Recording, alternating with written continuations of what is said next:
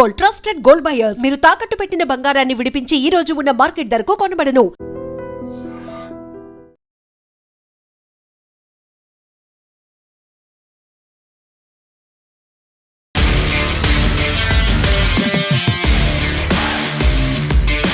నమస్తే, welcome to iDream talking point with Kavitha. Karnataka Congress రాజకీయాల్లో గత కొన్ని రోజులుగా కొనసాగుతున్నటువంటి సస్పెన్స్ ఎట్టకేలకు ఒక క్లారిటీ వచ్చింది. రాష్ట్రంలో నాయకత్వ మార్పు అధికారికంగా ఖరారైంది. ముఖ్యమంత్రి పదవికి తాను రాజీనామా చేస్తున్నట్లుగా సీఎం సిద్ధరామయ్య స్వయంగా ప్రకటించారు. గురువారం ఉదయం తన అధికారిక నివాసంలో ఏర్పాటు చేసిన ప్రత్యేక బ్రేక్ఫాస్ట్ మీటింగ్లో ఆయన ఈ సంచలన నిర్ణయాన్ని తన కేబినెట్ సహచరులకు వివరించారు. మధ్యాహ్నం తర్వాత సిద్ధరామయ్య తన రాజీనామా లేఖను సమర్పించనున్నారు. ఈ క్రమంలోనే deputy CM DK Shivakumar Siddaramaiah కాళ్లు మొక్కి మరీ ఆశీర్వాదం తీసుకున్నారు. సిద్ధరామయ్య కాళ్లు ఎందుకు డీకే శివకుమార్ మొక్కారు? ఈ అల్పాహార విందు రాజకీయ చర్చలకే పరిమితం కాకుండా అత్యంత భావోద్వేగభరితమైనటువంటి ఘట్టానికి వేదికగా నిలిచింది. నాయకత్వ మార్పు అధికారికంగా ఖరారైనటువంటి తరుణంలో ఉప ముఖ్యమంత్రి డీకే శివకుమార్ అందరి సమక్షంలో ముఖ్యమంత్రి సిద్ధరామయ్య పాదాలకు నమస్కరించి ఆయన ఆశీర్వాదాలను తీసుకున్నారు. ఆ తర్వాత ఇద్దరు నేతలు ఒకరినొకరు ఆలింగనం చేసుకొని కాంగ్రెస్ పార్టీలో తమ ఐక్యతను చాటి చెప్పారు. అరుదైనటువంటి ఈ దృశ్యానికి సంబంధించినటువంటి ఫోటోలు, వీడియోలు ప్రస్తుతం సోషల్ మీడియాలో విపరీతంగా సర్క్యులేట్ అవుతున్నాయి. డీకే శివకుమార్ బాధ్యతలు చేపట్టడం దాదాపుగా ఖరారైందని పార్టీ వర్గాల్లో జోరుగా ప్రచారం సాగుతోంది. అయితే కొత్త ముఖ్యమంత్రి ఎవరు అనే దానిపై కాంగ్రెస్ హైకమాండ్ ఇప్పటిదాకా తుది నిర్ణయం ప్రకటించలేదు. ఆ కాంగ్రెస్ హైకమాండ్ ఏ నిర్ణయం తీసుకుంటుందో దానికి అందరూ కట్టుబడి ఉండాలని సిద్ధరామయ్య తన మంత్రులకు స్పష్టం చేసినట్టుగా తెలుస్తోంది.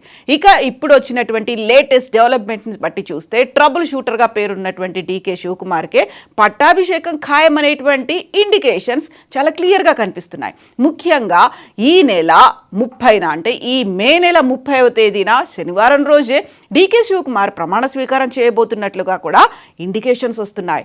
కర్ణాటక కాంగ్రెస్ రాజకీయాల్లో గత కొన్ని రోజులుగా నలుగుతున్నటువంటి నాయకత్వ మార్పు వ్యవహారం గురువారం అత్యంత కీలకమైనటువంటి స్టేజ్కు చేరుకుంది. రాష్ట్రంలో అధికార బదిలీకి సంబంధించినటువంటి ప్రక్రియ ఊపందుకున్నప్పటికీ ఏ నిబంధనల ఆధారంగా ఈ మార్పు జరగాలనే దానిపై ఇంకా సందిగ్ధత కొనసాగుతూనే ఉంది. ముఖ్యంగా సీఎం సిద్ధరామయ్య కేంద్ర రాజకీయాల్లోకి తీసుకురావాలనే దానికి అధిష్టానం తీసుకున్నటువంటి ఈ ఆలోచనలకు నిర్ణయానికి ఒక బ్రేక్ పడినట్టుగా అర్థమవుతోంది. ఢిల్లీకి వెళ్ళి రాజ్యసభ సభ్యత్వాన్ని స్వీకరించడానికి సిద్ధరామయ్య తీవ్రంగా అపోజ్ చేస్తున్నట్టుగా కాంగ్రెస్ పార్టీ ఇప్పుడు భావిస్తోంది. ఆ వివరాలు అఫీషియల్గా రాకపోయినప్పటికీ అదే భవిష్యత్తులో జరగబోతోంది అనేటువంటి సంకేతాలు కూడా వస్తున్నాయి. ప్రస్తుతం కర్ణాటక రాజకీయాల్లో ఒక సాంకేతికపరమైనటువంటి చర్చ కొనసాగుతోంది. రాష్ట్ర గవర్నర్ గెహ్లోట్ కొన్ని వ్యక్తిగత కుటుంబ కారణాల రీత్యా ఇప్పుడు ఆయన బెంగళూరులో అందుబాటులో లేరు. ఆయన కర్ణాటకను విడిచిపెట్టి తన స్టేట్కు వెళ్ళిపోయారు అనేటువంటి సమాచారం. ముఖ్యమంత్రి రాజీనామా, నూతన ప్రభుత్వ ఏర్పాటుకు సంబంధించి అధికారిక ప్రక్రియలు ఎక్కడా ఆగవు, అంతా షెడ్యూల్ ప్రకారమే జరుగుతాయి అనేటువంటి మాట కాంగ్రెస్ పార్టీ చెప్తున్నప్పటికీ నెక్స్ట్ ఏం జరగబోతోంది? రాబోయే కొన్ని గంటల్లో బెంగళూరుతో పాటుగా ఢిల్లీ వేదికగా కొత్త కేబినెట్ కూర్పుపై మరిన్ని కీలకమైనటువంటి ఫేజెస్ ఉండబోతున్నట్టుగా అర్థమవుతోంది. ముఖ్యంగా సీఎంగా రాజీనామా చేస్తే సిద్ధరామయ్యకు రాజ్యసభ సీట్తో పాటుగా జాతీయ రాజకీయాల్లో కీలక ప్రాధాన్యత కల్పిస్తామని హామీ ఇచ్చినట్టుగా ఇప్పుడు సమాచారం అందుతోంది.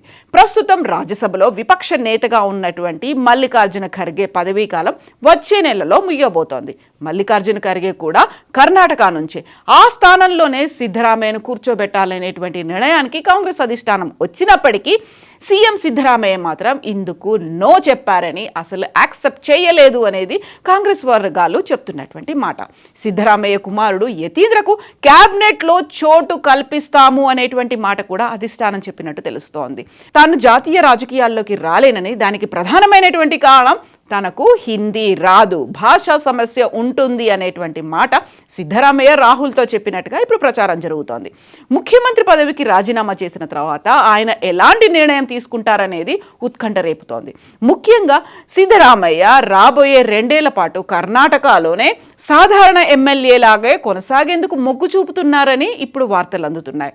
ఈ అధికార బదిలీ ప్రక్రియకు సంబంధించినటువంటి విషయాలతో పాటు భవిష్యత్తు కార్యాచరణపై చర్చించేందుకు ఆయన గురువారం సాయంత్రం ఢిల్లీకి వెళ్తారు అనేటువంటి వార్తలు కూడా వస్తున్నాయి. అక్కడ కాంగ్రెస్ అగ్రనాయకత్వంతో ముఖాముఖిగా భేటీ అవుతారు.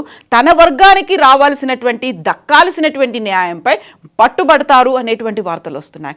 ఇక కొత్తగా ఏర్పడబోయేటువంటి డీకే శివకుమార్ మంత్రివర్గంలో సిద్ధరామయ్యకు అత్యంత నమ్మకస్తులైనటువంటి ముఖ్య అనుచరులకు, ఎమ్మెల్యేలకు కీలకమైనటువంటి మంత్రి పదవులు దక్కుతాయి అనేటువంటి వార్తలు వినిపిస్తున్నాయి.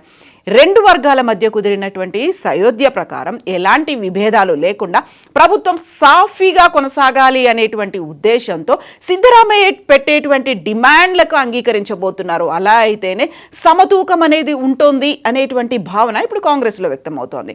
రాబోయేటువంటి కొన్ని గంటల్లో ఢిల్లీ వేదికగా, దీంతో పాటుగా బెంగళూరులో జరిగేటువంటి తీవ్రమైనటువంటి పరిణామాల్లో కర్ణాటక నూతన ముఖ్యమంత్రి ఎవరు అనే దానిపై కంప్లీట్ క్లారిటీ రాబోతోంది. ఇక ప్రస్తుతం కర్ణాటక గవర్నర్ దావర్చంద్ గెహ్లోట్ ఇండోర్ పర్యటనలో ఉన్నారు. అయినప్పటికీ కూడా రాజీనామా ప్రక్రియను ఆలస్యం చేయకూడదని సిద్ధరామయ్య భావిస్తున్నట్టుగా తెలుస్తోంది. గవర్నర్ అందుబాటులో లేకపోయినప్పటికీ లోక్ భవన్కి వెళ్ళి ఆయన కార్యదర్శి లేకపోతే లోక్ భవన్లోనే ఆఫీస్లో లెటర్ను అందచేయాలి అనే నిర్ణయానికి సిద్ధరామయ్య వచ్చినట్టుగా సమాచారం. అయితే రాజీనామా ఆమోదం పొందాలంటే ఆయన వ్యక్తిగతంగా గవర్నర్ను కలవాల్సి ఉంటుంది అనేటువంటి ఒక మాట కూడా వినిపిస్తోంది. బట్ ఇప్పటికైతే ఒక క్లారిటీ వచ్చింది, సస్పెన్స్కి తెరపడింది. 2.5 ఏళ్ళు సిద్ధరామయ్య ఉంటారు, 2.5 ఏళ్ళు డీకే శివకుమార్ ఉంటారు అనేటువంటి మాట ముందు నుంచి కర్ణాటకలో కాంగ్రెస్ ప్రభుత్వం ఏర్పడిన దగ్గర నుంచి వినిపిస్తూ వస్తోంది. దానికి సంబంధించే బోల్డ్ అని గ్రూపులు, క్యాంపు రాజకీయాలు, రిసార్ట్ వేదికగా మంతనాలు జరిగాయి. ఎట్టకేలకు ఇప్పుడు డీకే శివకుమార్ ముఖ్యమంత్రి కాబోతున్నారు, సిద్ధరామయ్య దిగబోతున్నారు అనేటువంటి వార్తలు అయితే వినిపిస్తున్నాయి. ఖచ్చితమైనటువంటి క్లారిటీ ఈరోజు సాయంత్రం వరకు రాబోతోంది. సో తెర వెనుక ఎలాంటి మంతనాలు జరిగాయి, నెక్స్ట్ సిద్ధరామయ్య ఏం చేయబోతున్నారు, రాజ్యసభకు వెళ్తారా లేకుంటే సాధారణమైనటువంటి ఎమ్మెల్యే లాగా అసెంబ్లీలోనే ఉండబోతున్నారా? మీరేమనుకుంటున్నారో కామెంట్స్ రూపంలో తెలియజేయండి.